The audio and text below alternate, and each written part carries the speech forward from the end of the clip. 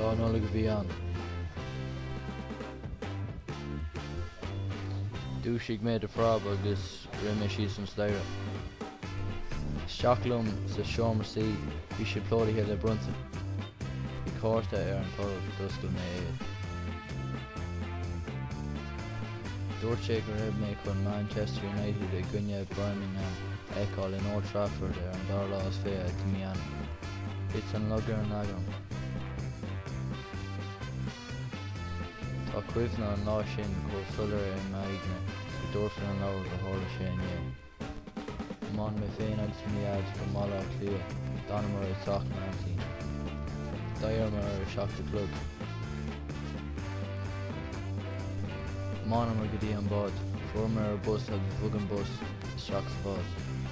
Bhí an bád go hála, bhí seo mar cléí, bhí Victor Lynn agus bhí bíolan. Bhí an crackachan. Thug sé beagnach 3 uair go dtí go bhrismar an bhreat an beag. Sin, man an bus go dtí Manchester, fuair díreach go dtí Stad Old Trafford. Fuair ar ticéadí agus ar thíocán. Bhí slú a ullmhór an, bhí an atmosfér leictreach.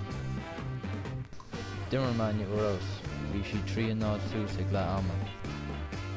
Nuair a thosaigh an clé ar arís fuair maniu cúil eile. Scrad mé ar ard McKean agus mo gotha. Críochnaigh an clé agus bhuaigh maniu cúig nád. Bhí áthas an domhnán agus muigh fágans Old Trafford. An lá in dhéag sin bhuaim go dtí an Megastore, bhí sé dochreite. Fuair mé cúpla buntaí seán. Ar éiste sin bhuaim go dtí Trafford Centre, agus ionad siopa dorachta ullmhór é. Fuair mé bróga thuisceil nua an. Sin fuair íosc agus sceadóga, bhí sé go hálan.